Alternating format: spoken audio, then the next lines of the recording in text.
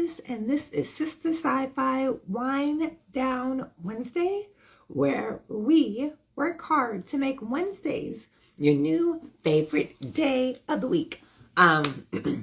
So how's everyone doing? It's been a couple weeks since we've had a Sistah Scifi Wind Down Wednesday, and today y'all in for double treat. So we have Stacy Nathaniel Jackson discussing the Ephemera Collection, and my co-host will be Veronica G. Henry, who is the author of the People's Library, who was on like about a month ago. So we'll be talking about all things librarians, which I know y'all love, AI, Black futures, and how Black history provides a foundation for us imagining Black futures. We'll talk about climate fiction, all the things. It's going to be a great conversation. Drop your questions in the chat. I do have the screen up on my laptop, so I'll be able to see your questions. Send the link to your friends. It's going to be a really good time. Or if you're still excited about Sinners, a ring-a-ding-ding. All right, so let me invite Stacy and Veronica into, and it's gonna work like magic. Some of y'all know I tested this earlier today, and it was so brilliant. Hey, Stacy. Hey. Hey, oh yeah, I was like, it's gonna be so seamless. It's gonna be beautiful. How are the two of y'all doing today? Excellent, excellent. What about you? I'm good. I'm here. I'm taking it one day at a time. I'm good. Veronica, how are you? Doing excellent, doing excellent. Yay. Before y'all got the questions, right? Okay, Yes. terrific. I was like, oh, either my questions are really good. Their questions are like, I love it. I love it. I'm really excited. Isis, I want to check in. I just got out of a playwriting class, so my mind is on dialogue and too much exposition, but I'm grounding myself. I like that. The groundedness. Take a breath. Take a breath. Yeah. Yeah. Thank you. I love that moment to ground ourselves. And also playwriting. So here for all the things. Okay, so I'll say this several times throughout the conversation. If you are like, oh my God, this is the best conversation ever, how do I get notifications or how do I follow these amazing creators? You click this little white arrow here and you can follow Sistah Scifi, Veronica G. Henry, and or Stacy Nathaniel Jackson on Instagram. Okay. If you want to know more about the books that we're discussing today, I'm dropping the link in the chat. And so you can learn more about the books, at least from our collection and the People's Library after this conversation. We'll be talking about a lot of other books, and I'll be trying to drop those links in the chat as well. Okay. Ready? Yeah. So now I want to dive into the questions. So for me, Stacy, a general question is, where did this idea come from? And there's so many sources of potential ideas. It could be the main character, Xandria Brown. It could be the Huntington Library. It could be the archives itself, or it could be Octavia Butler's library, or it could be something completely different. So what was the seed that you harvested that became this beautiful plant that is the Ephemera Collector? It was the archives themselves, right? And for those who may or may not know, may not live in the West Coast, the Huntington Library is an actual place, and it is the home of Octavia Butler's archives. They put on a show in 2017 telling my stories. And that show was one of the last shows that my mother and I went to before she died. The Huntington is in San Marino, and it's the border town of my hometown, South Pasadena. And so that institution really was a museum and botanical gardens of my youth. So it was really the archives that really spurred sort of the idea, partially the idea of situating the story a story about an archivist in the archives of Octavia Butler. I love that. I love that. I will say also this, that there is actually a photo, a digitized photo, intentionally blurred, of my mother in front of the NASA had an installation in 2017 as well, and that's my actual mom. Oh, wow. How cool is that? How special to be able to go to a place like that and have that, experience with her. Let's dive into a little bit more about the book. So I was first of all struck by how we both embarked upon the same idea, but executed so differently. It was just amazing to me, but that just shows imagination, creativity, et cetera, et cetera. But one of the major themes in the Ephemera Collector that's shared with the People's Library is that whole idea of the corporatization of libraries in the future. So tell us a little bit about how the Huntington Library became the nexus for your work here. Right. So again, I'm not a historian, I'm not an archivist, but I will go back a little bit in history. The Huntington Library was actually the residence of Henry Huntington, who was an Arabella Huntington, 200 acres. It was actually their private residence, and he amassed this huge collection of art and books and plants. And even though he was a robber baron, he got it right. They set up a trust so that when they died, it would actually become a public institution and, for researchers. And that has come true. So he got that right. My thought also about the corporatization of okay, we'll call it library in the future or an archive, partially is also my youngest sibling was the director of a research library in LA, the Fox Research Library. Nice. When Disney took over, poof, they got rid of it. They just it went away. So part of Wicca, that whole becoming part of an arts, a cultural, place, is a veiled swipe at Disney for getting rid of the research library. Did not know that. Yeah. I was also thinking about, we are thinking about it in a different way, that crypto, when I was in the midst of it, obviously cryptocurrency is still a big deal, but crypto art was part of the zeitgeist, if you will, in my mind. And so the idea that an ultra wealthy person or a corporation who would want to monetize anything and everything, and at least they try, would try to monetize cultural artifacts. And so that's how I came to pull that all together. Awesome. Yeah, and reading it, I was like, oh, like I couldn't quite. I mean, it made sense the way you described it in the book, but like a corporation wanting to buy the artifacts, and then you gave the example of Disney and Fox, and I was like, oh, so yeah, I was like, it felt like there was a real reference, but I was like, I didn't know what that reference was. So thank you, Veronica, for asking that question. Were you interested in exploring AI as a form of care, surveillance, dependency, or all of the above in the Ephemera Collector? Yeah, good question. And I would say all of the above, right? And I think, I don't even think we have to look to the future or imagine the future to accept and say that's what we're living in now, right? I mean,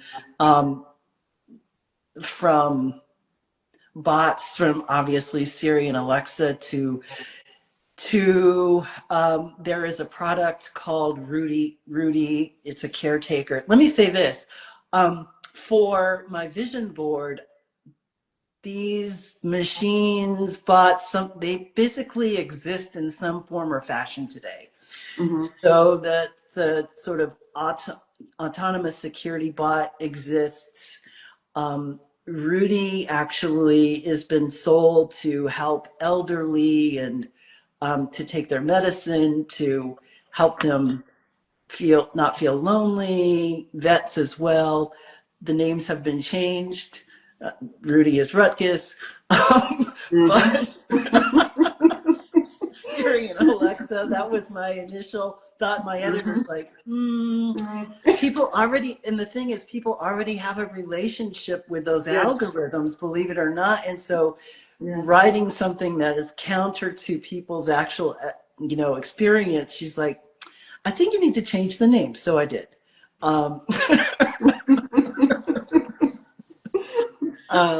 But it's so true. I mean, and it's so very sad. There's stories where a family is suing.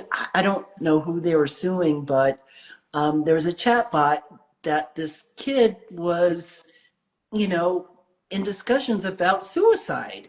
It was a bot.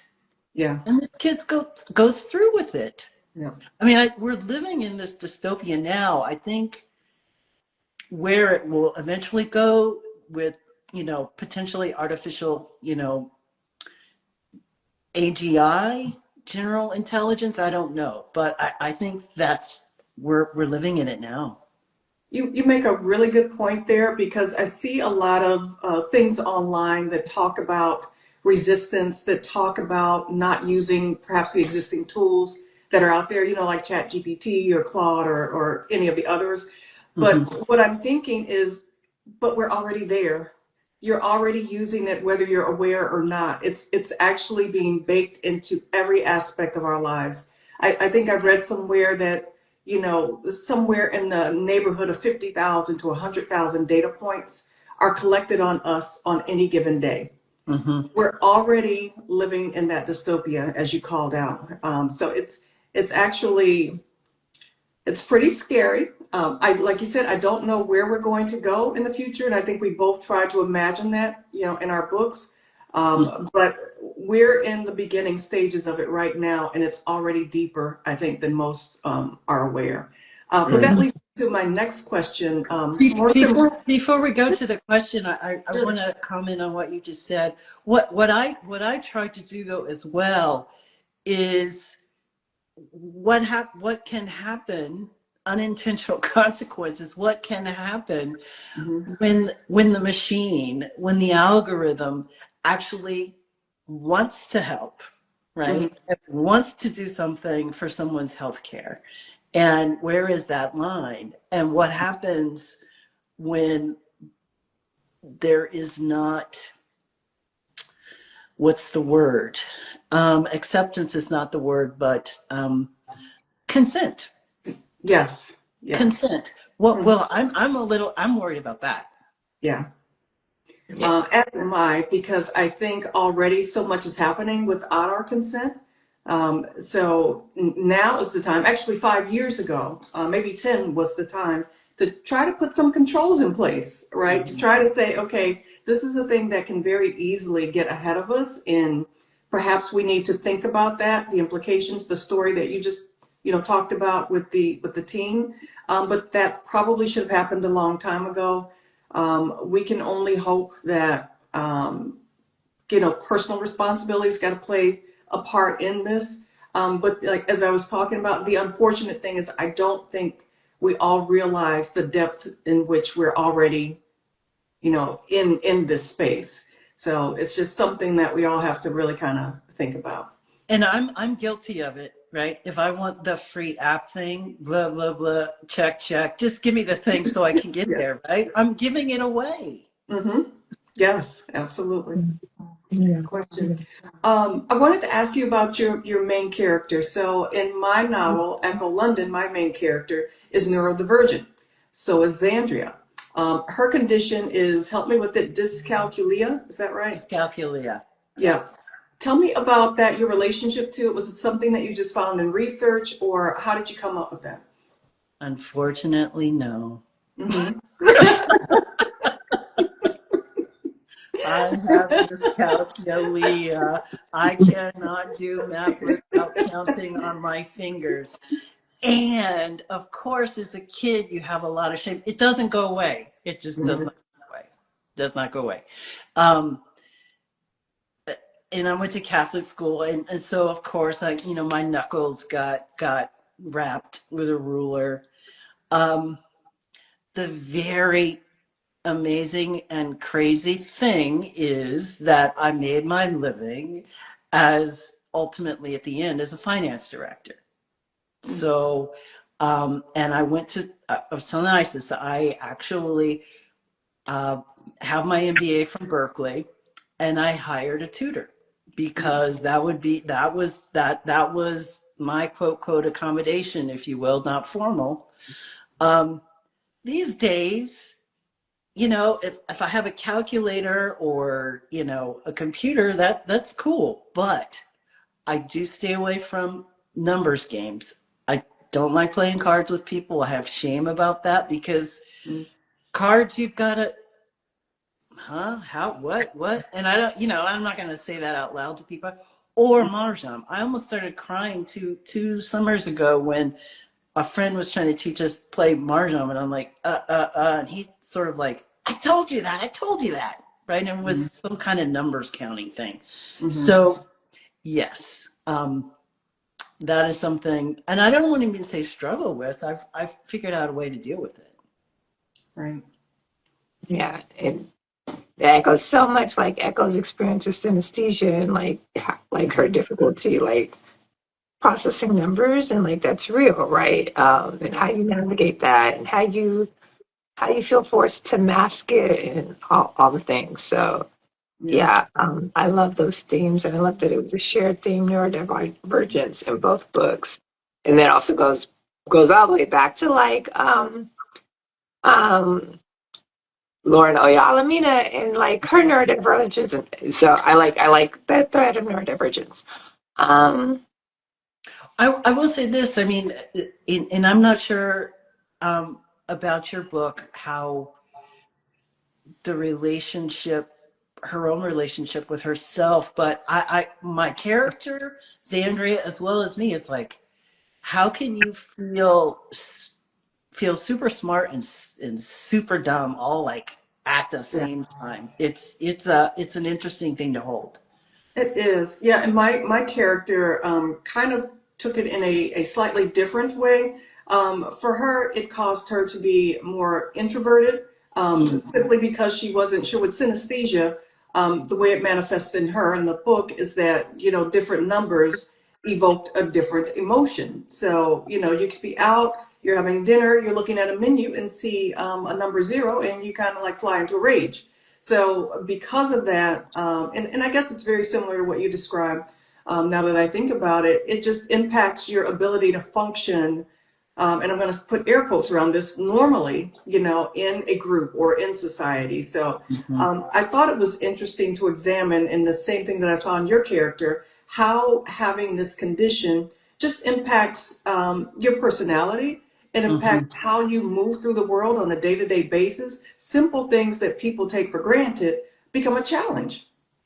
They become a challenge, and people with dyslexia, right? They're Yeah, like, how can a CEO have dyslexia? Well, you can, you can. and you're still intelligent, Hmm. and all the things, right? Right.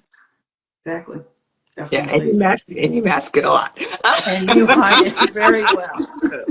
Like Octavia Butler being dyslexic and then becoming a New York Times Yes. writer. So, Hmm.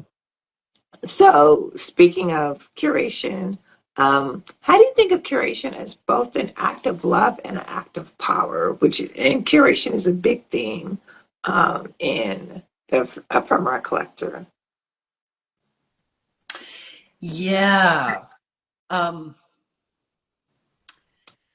it's really, really, really interesting, because I have a sibling who is an archivist. Um, Part of it, and worked in basically it's was a working library. How would you say, for a very specific purpose? People just weren't coming in there, Hmm. right, just to read a book. No, they were coming in there to get ephemera and books to make movies, right? Because they wanted a very Oh, oh, good that's question. what sorry. That's what a movie Yeah. research library was. It was a really big thing back in the golden era of movie making. Every studio had its own research library, obviously before the internet, right? And so on set, on basically on the studio lot, they had, like at that time, I think there may have been as big as 10 librarians that literally bought books, curated information for the people who were making movies, big time producers, directors, blah, blah, blah. They would just go into the library and check stuff out. So that's the context of, my experience with a sibling who is an archivist and a librarian. Um, I think this is true for them and also true for other people that I've talked to who for research that were librarians. There is something very special that a librarian archivist treats as an act of, like, it's like they're stewarding this information for people and they are passionate about protecting it. It is like passionate for them. And so I think by definition, there is an act of love. Clearly, those who are curating and making choices have the power. Like the power to, what do you leave in? What do you leave out? Right. What do you collect? What Right. do you not collect? And in our recent times, in this interesting political quagmire that we see ourselves in, I think about Amy Sherald and how she decided to pull, that was her power. That was her only power, because with the Smithsonian, if for people who don't know, her solo show, the Trump administration wanted her to take out a painting, right, of a huge painting of a Black trans woman. And she's like, no, I'm not going to do that. So her only choice was, I'm not going to do that. And if that's a condition, I'm out. So that's a flip side of someone, not from a curatorial standpoint, but responding to someone else who has power, Right. editing power, to say, I don't think so. Most people really aren't in that position, I don't think, right? Yeah. She had power in and of herself to be able to do that as an artist, but that's usually not the case. So it's a interesting question, and I think it kind of goes both ways. The other thing I was thinking is, okay, well, a curator may put something out there for someone to see or read, and the reader or the acceptor has the power as well. They can even look at it and say, no, I'm not gonna go in that room. I'm not interested, and then they walk away. So they also have choice in terms of what to accept. So that's my thought about love and power question. Yeah, I think it's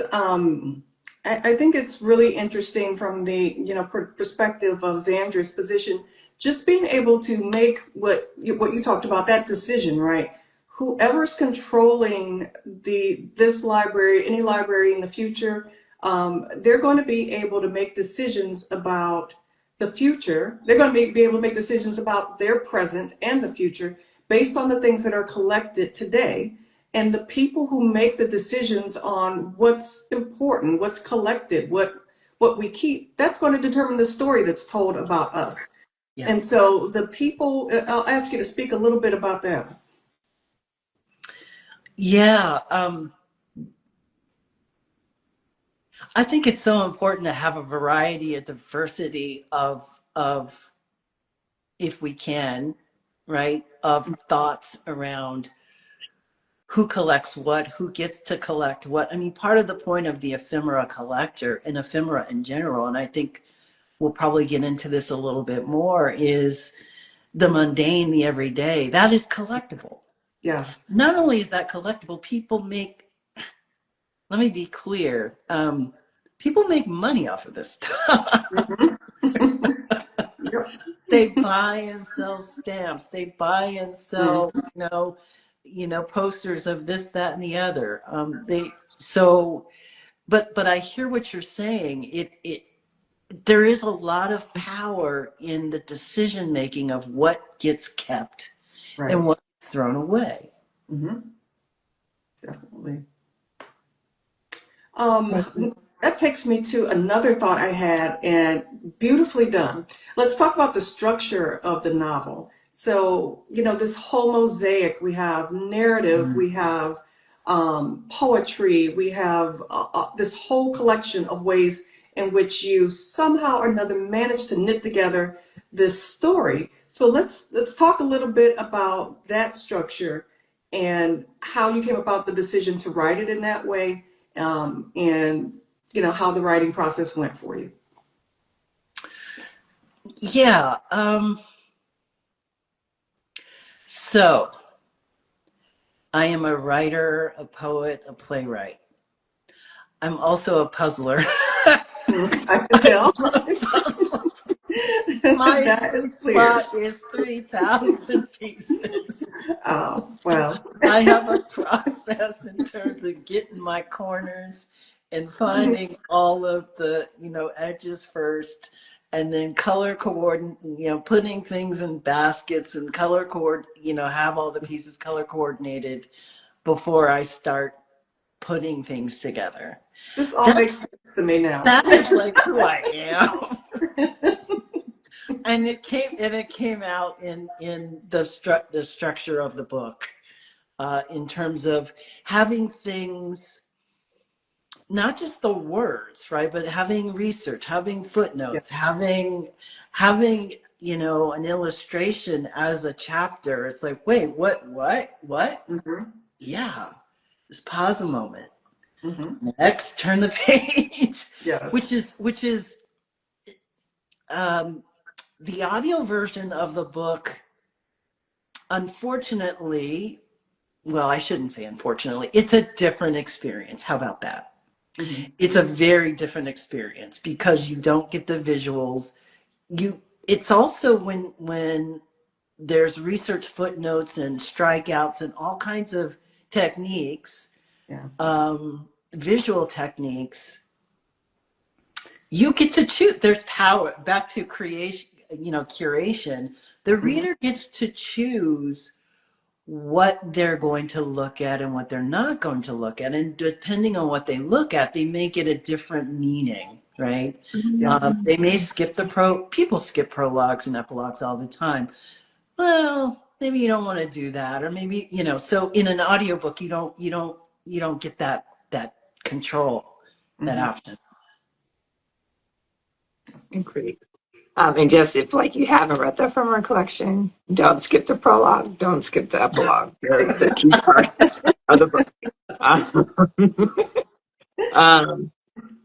How was it for you to show Black futurism is not separate from our collective past, but actually built directly from it? So everything from Diwata to the Travel to Mars, you really tied that back to everything from the Black Panther movement or the strike, the Pullman Porter Union, and yeah.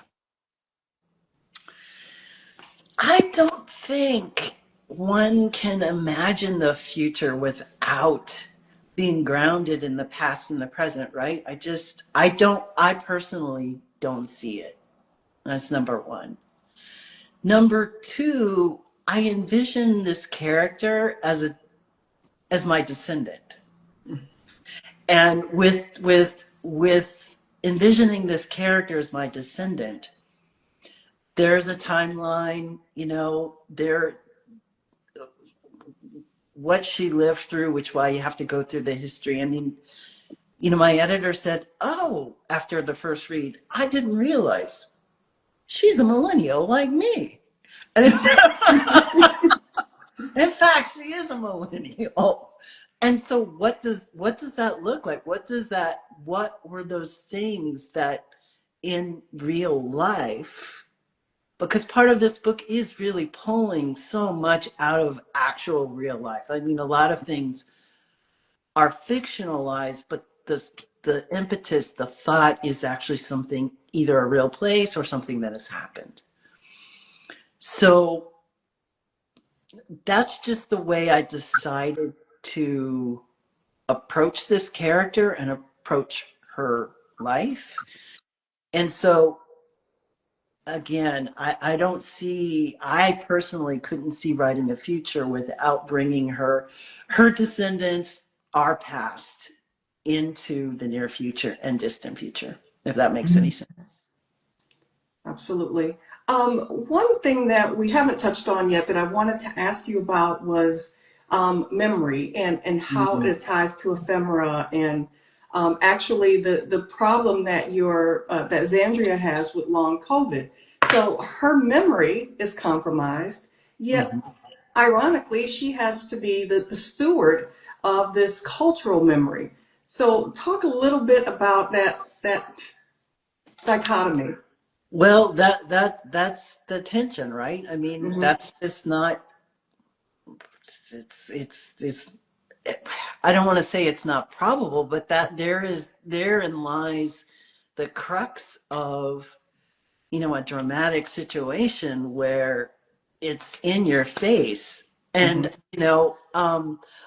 I've heard folks talk about her as an unreliable narrator, but it's not just the memory. I mean, she is, okay, so bringing this back to my mom in the Huntington, I was still in grief, right? And I think about individual grief for me, and then collective grief, that whether we want to accept it or not, we were all going through the same thing at the same time. We may not have known those people that died, right? But it affected all of us, and it could have been us at any given moment. And I think that it's not only the neurological issues from brain fog and memory loss, but also grief can right, it can grab a hold of you. And so I think that all of that was happening for her.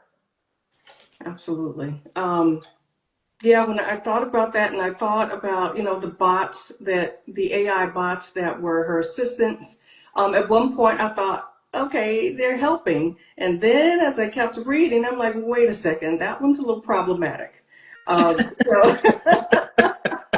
I'm like, I don't know why I think that. And without giving any spoilers, I thought it was very interesting how you positioned her relationship with the AI technologies, and how each of them I think it was, just their different purposes, and then how she came to realize, that perhaps those relationships were not what she thought. Agreed. I think I laugh at my own stuff, right, all the time whenever you read, but I just think it's just so funny that when I was trying to mirror our relationships in an office setting where people have work envy, or they're bickering with each other, even though they may be on the same team and trying to do the same thing. So yeah. Definitely. I like that. Let's also then move. There's another thing that I wanted to talk about was really interesting. This underwater world, this new place that was going to develop for humanity after, of course, we continue what it is we're already doing to the planet. So let's talk a little bit about Diwata and what that represents for you, if that was escape, if that was a reinvention, or what you were thinking about when you created that space. Definitely not escape. And I say definitely not, because for those who are interested or will read the book, climate change at that point has basically ravaged the surface of the earth. And instead of going to Mars, this group of people, scientists, it is a collective, decide to go down to basically Monterey Canyon, which is an actual place in the Pacific Ocean.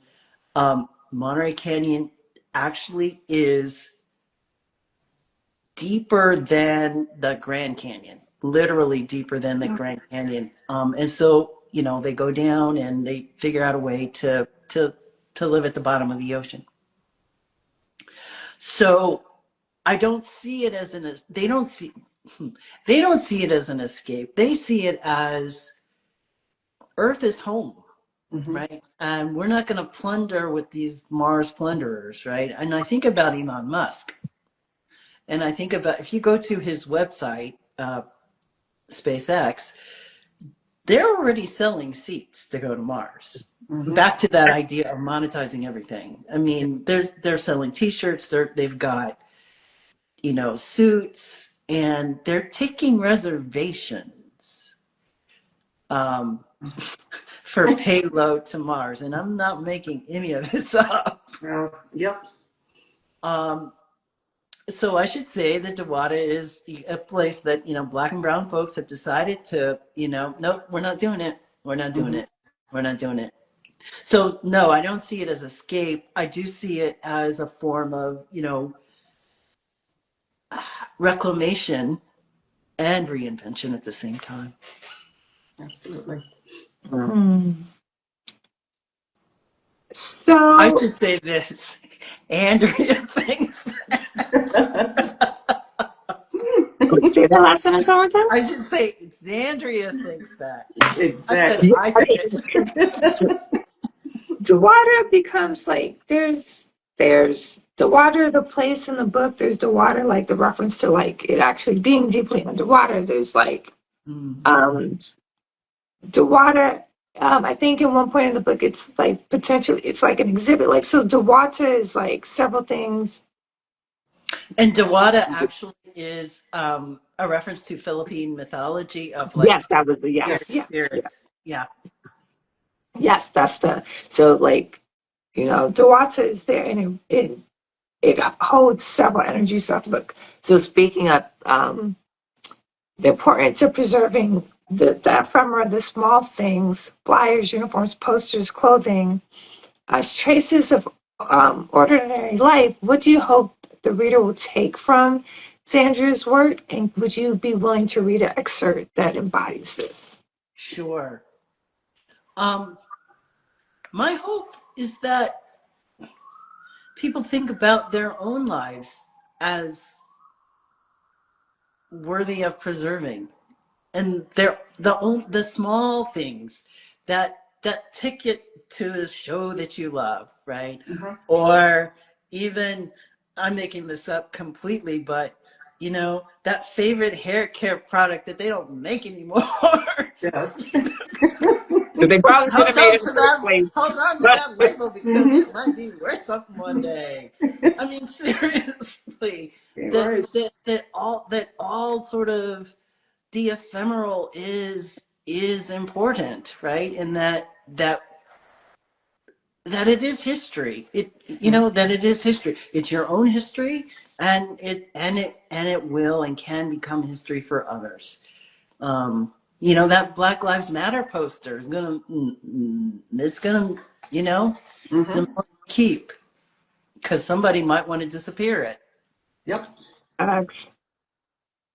Yeah. I have to say, while you're getting your reading ready, I have to say, reading the book made me think about the everyday things that I do have around. Because when I go to a museum, I see this great sculpture. I see, this great painting. I see this bowl that was hammered in a forge, 1,000 years ago.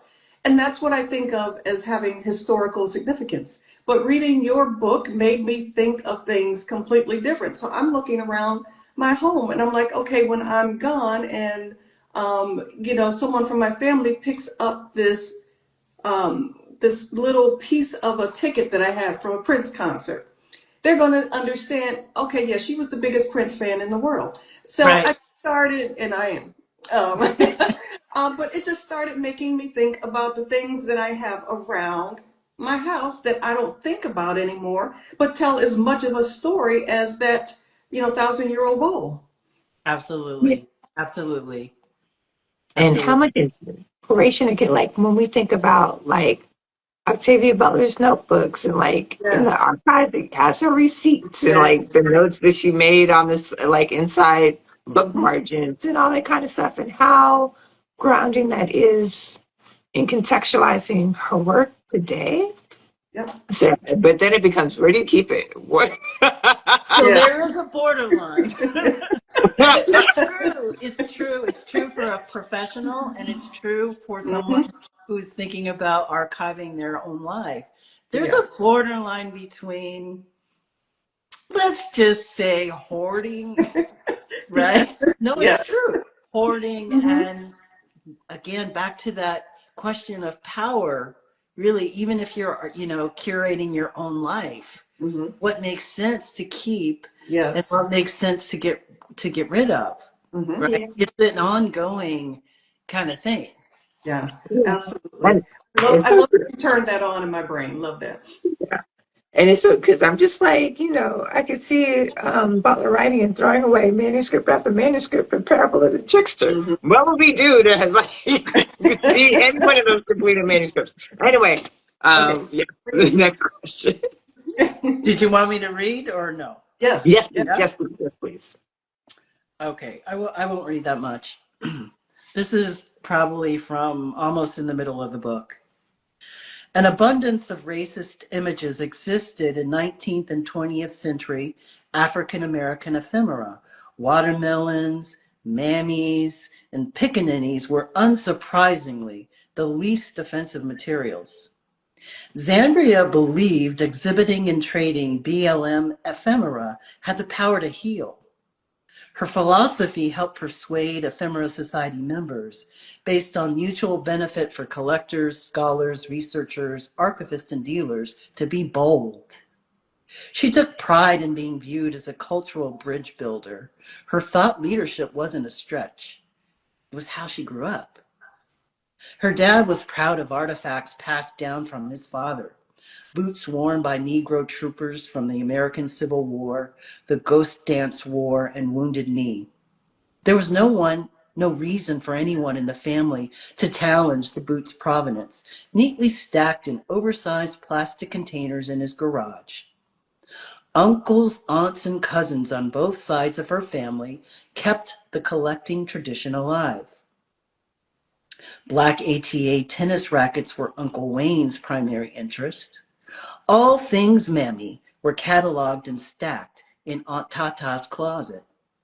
After returning from her third and final tour abroad, her cousin Lula started a label collection of few black care products sold to female soldiers and commissaries.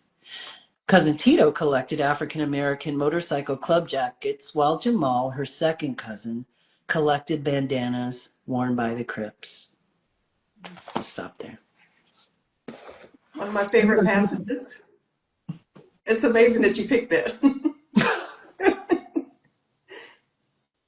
And it starts with a really big and political and boils down to like the personal, like different members of Sandra's family, like collecting it. And I think in this, like processing it for the second time, that's an aspect that I missed for the first time. So thank you for that. Yeah. It's like when I read that and I saw that last line about keeping the bandana. I was like, oh, who would even think to collect that? But what does that mean? You know how much it means. So yeah, just nice inclusion there. Again, it just made me think about the things that I have around that tell a story about who I am, where I've been, small things that I hadn't considered before, but that I know tell a story about me that I'm not even aware that's, kind of existing in this space right now. Right. Right. Yeah. My cousin, he passed away a while ago, but he's the one that got me thinking about collecting that stuff. He was like, and of course, traditionally ephemera is not memorabilia, right? So there's all of that, but I'm not going to get into the traditional technical thing. I mean, ephemera typically is printed material, but he started collecting black jockeys, and he's like, look, I know what this means, but I know I can't take it all off the market, but I'm going to take some of it off the market. Mm-hmm. So there's that too. Absolutely. Yeah. Okay. Let's see. I wanted to ask what you're reading, watching, or listening to right now that you want to share with us. So I just finished a big play. I'm actually reading poetry right now. Mm. So I'm reading Ada Lemon's Startlement, I think that's what it's called. And um, so my memory sucks, right? And a friend's collection, Charisma Price, she's a really wonderful poet. Her collection is called I'm Always So Serious. And I think for me, poetry, I hate to say this because I'm a poet, but you don't have to commit to the whole thing. You can crack it open, read the poem, because the words are so compressed. They're typically not narrative. And even if they are, I mean, if you look at Lucille Clifton's work, I mean, it might be 8-10 lines, but so powerful. Yeah, So powerful. definitely. So that's what I'm reading right now. Awesome. Yeah. I'm sorry. Go ahead, Isis. No, I'm just saying I'm dropping links to both collections in the chat, I think. So yes. So continue, Veronica. I was just going to ask you about your time at Cave Canem. I know you mentioned that you're a poet, and I know that you spent some time there. And so I just wanted to hear about your experience there and the poets that you met there. So Cave Canem, my time was not usual because there was a big gap, but I was there in 2012, 23, and 24. Typically, it's a 5-year period of time where poets actually come for a week, and you literally have to write a poem like every day, basically, for workshops. So it's a really, really, really intense period of time. Lately, I've been tweaking people's minds because everything I've been doing has been speculative. And so they're trying to okay, Wait a second. yeah, Stacy's writing the future, okay? So that's been fun. That's actually been fun. That's been fun. Awesome. Cool. We're going to transition to my second favorite part of Sistah Scifi Wind Down Wednesday. My first favorite part is everything we've been doing this whole hour. The second favorite part is this or that. So I give you two options, and you respond back rapid fire, and then we can discuss. Veronica is very familiar with that. Most of the time, I try to make it align with the themes of the book, and sometimes I succeed, and sometimes I don't. But I think this week I succeeded. Okay, first one: deep sea or deep space? Deep sea. Oh man, I knew you were going to say that. Oh, I fight with this. I do. I have such a fascination with deep sea, but I gotta go deep space. I'm a sci-fi writer. What can I say? I think the idea of having all that water on top of my head is for some reason more scary than outer space, and I know that's an ignorance gap. I know. I'm like, wait, I'm gonna be that deep under. Yeah, it's very like my whole system is like, oh, yeah. I can even swim. Well, there's a cultural sort of gap that's not just made up, right? About swimming and about the transatlantic slave trade and da da da da da. And Yeah. there's something to all that. There really is. And you can get the bends. And I used to be a diver, by the way, in Monterey. In Monterey. Okay. So, Gosh. I dive more. Yeah. And the deepest I've been is like snorkeling or something like that. So yeah. Not even that. Also, if you're watching, you can give us your choice in the chat. Just drop them in there, and I will bring that into the conversation. So I know this is Muse. If you're familiar with this or that, and for Jenny and the rest of y'all, so you can drop your conversations in the chat. Okay, next question: botanical garden or historical archives? you want me to go? So what was again? Botanical garden or Gardens or historical archive. that's a split. That's a tie. That's a It's a tie. tough one. That's a tie. See, you stole my answer. I was going to say Thai too because I love visiting wherever I go somewhere. If there's a botanical garden for me to visit, whichever city I visit, I'm going to go. But Yeah. historical archives, I mean, yeah, come on, treasure troves, story ideas, just everything I love about historical archives. So it's hard to pick one or the other one. Can we do Thai?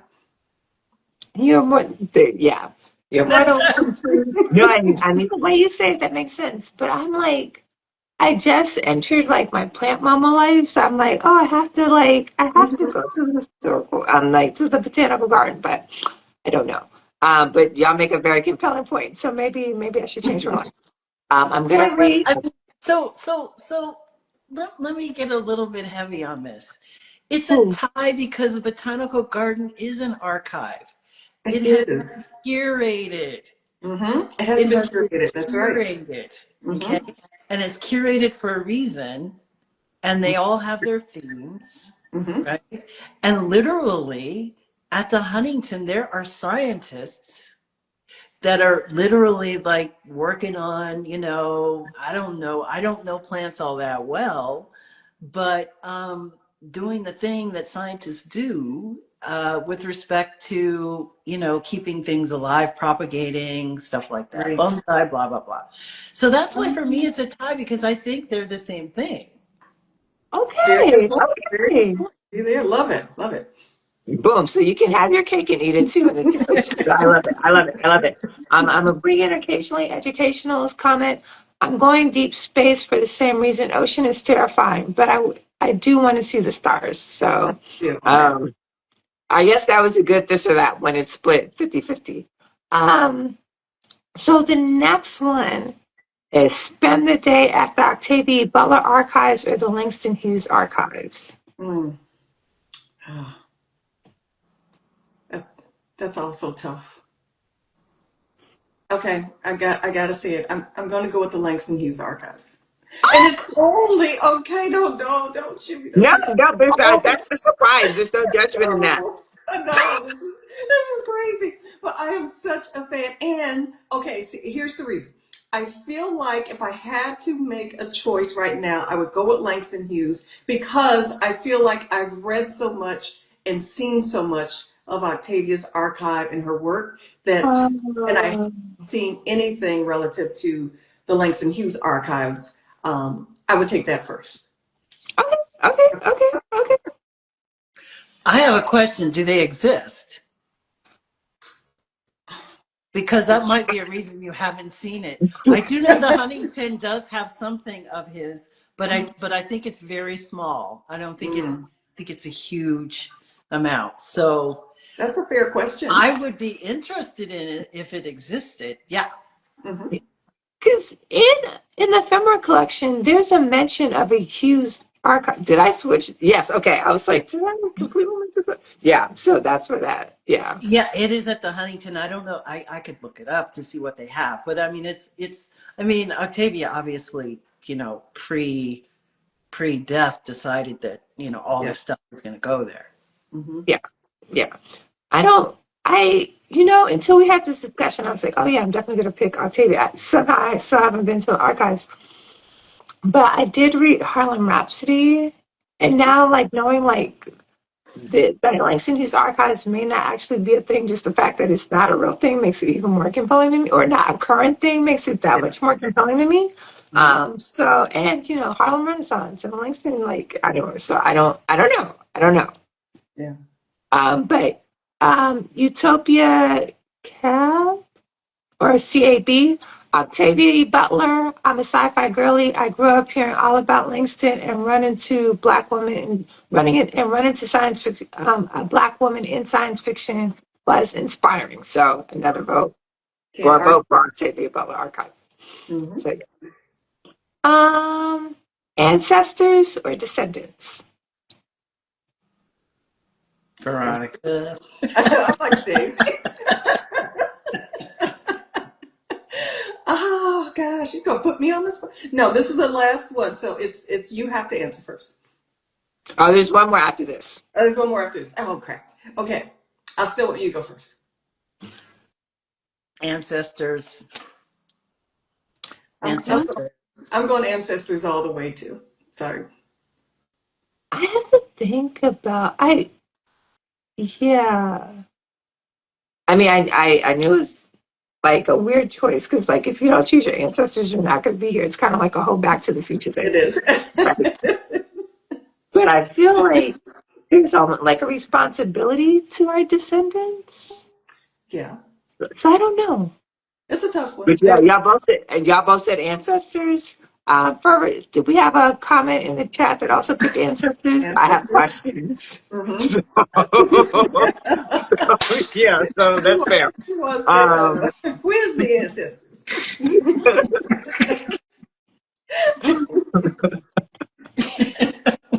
so yeah, yeah. So most people are picking ancestors, so that's fair. This is the last question: memory or imagination?